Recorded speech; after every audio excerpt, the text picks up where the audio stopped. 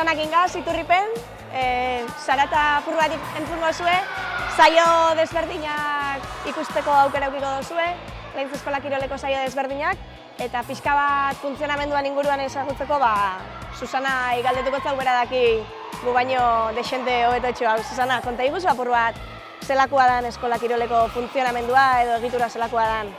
Haupa, Malen, bai, behitu hemen gaz Leintz Eskola Kiroleko saio batean. Eskola Kirolaren antolamenduari dagokionez, jakin behar dena da, Foru Aldundiak arautzen duen programa bat dela, eta ikastetxe zein udaletxeen bitartez garatzen da edo gauzatzen da programa hau.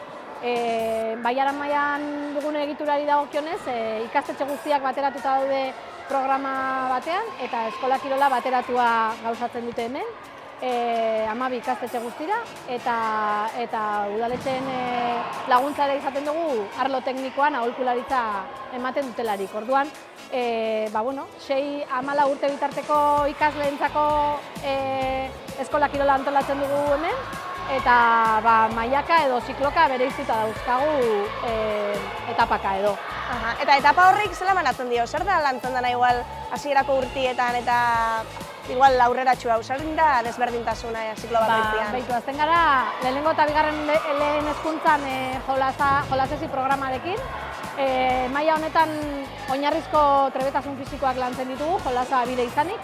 Eta bi saio izaten dituzten astean zehar, da zapatu goizetan, hainbat zapatu goizetan, ian behin edo, topaketa bat antolatzen dugu, jolas ezberdinak eginez, eta ikastetxe ezberdinetako ikasle guztiak ere bateratu.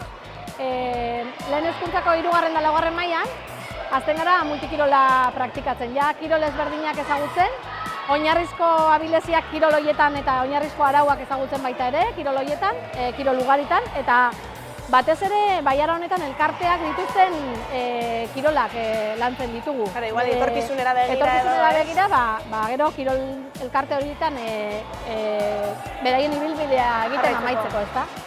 Eta 5. eta 6. mailan berdina. Egiten duguna da kirol aniztasuna, kirol ugari, eta zapatu goizetan agian, 3. eta 4. mailan topaketak egiten dugun bezala, 5. eta 6. mailan sartzen dugu txapelketa kutsua baita ere. Beti ere, txapelketa moduz pedagogiko batean eta lehiakortasunari garrantzia kenduta, baloratzen ditugu baita ere emaitzaz gain jarrerak eta puntuazioa ematerak orduan taldeen zailkapena egitean eta jarrerari eta emaitzari erreparatuz, ezta? Baina, txapelketa kutsua gehiago sartzen da agian 5. eta 6. mailan.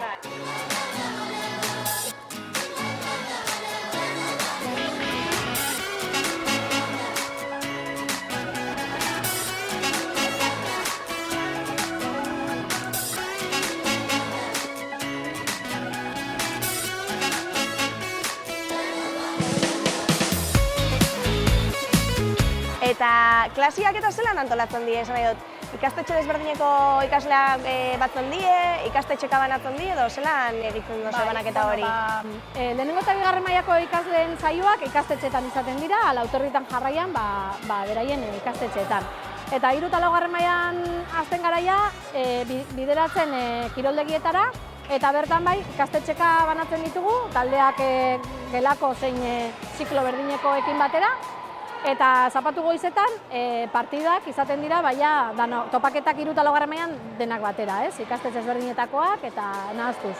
Eta 5. eta 6. mailan berdina, kiroldegietara jotzen dugu, badaz ikastetxe batzuk euren instalakuntzak badituztenak eta egokia direnak kirol hauek praktikatzeko ere, orduan bertan egiten ditugu saioak, baina bestela kiroldegitara bideratzen ditugu. Eta, lehen hezkuntzako etapa komentatu dugula pixka bat, baina, lehen hezkuntza bukatzen dagoenetik, imaginatzen dute, 18 urte betetzen dagoen arte, o 16 urte betetzen dagoen arte, horrako badau programa bereziren bat, 2. hezkuntzako ikasleentzako? Bai, hori da, hor da momentua gainera, espezializatu egiten direna kirol batean, gura izan ezkero, eta 6. mailara arte multikirola praktikatuta gero, beraien gustoko edo trebetasunen arabera aukeratzen duten kirol bat hartzen dute eta espezializatu egiten dira. Alde batetik aukera hori edukiko lukete. Beste aukera bat izango litzateke, kiroldegietan eta ematen dituzte fitness jardueretara bideratzea euren kirol ibilbidea eta, 3. aukera bezala aurten gainera nolabait kanpaina berezi bat egin dugu eta multikiroleko programari ere jarraipena eman nahi izan diogu. Multikirol programa anitza sustatuz gazteendako eta DBH-ko etapa honetan ere multikirola sustatuko dugu.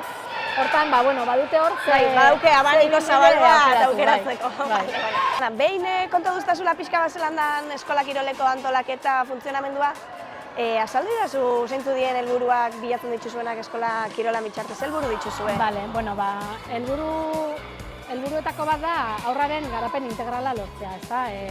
Heziketa bat jasotzea, saio hezitzaileak izatea, baita ere beraien artean taldekotasuna eta errespetua, inklusioa.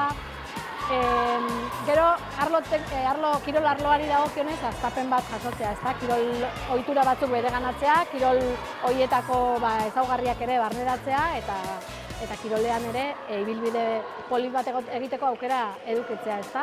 Etorkizun batean, kirol zaletasuna izateko eta... Imaginatzen dut, beraientzako ikaslientzako garrantzitsua izango dela, ez? Txikitatik ohitura osasuntsuak euren ganatzia gero etorkizunean mantentzeko hori. Hori da, batez ere gero lagunekin batera. Hori da. Kirol elkarte batean zein euren kabuz, kirola egiteko ohitura hori izan dezake.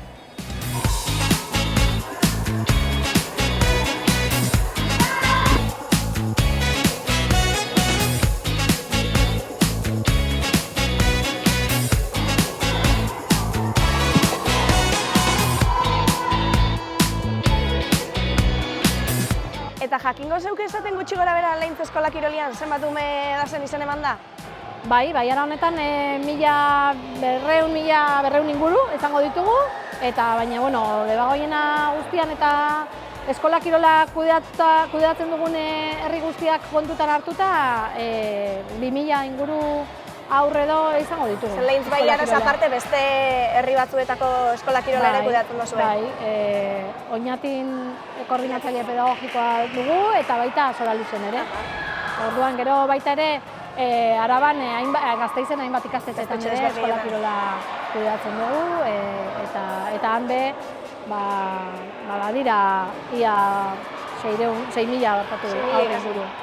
Osea, guztira batuta isa 10.000 inguru. Osea, potentia. Bai, Apelone kudeatzen duen eskola kirolean.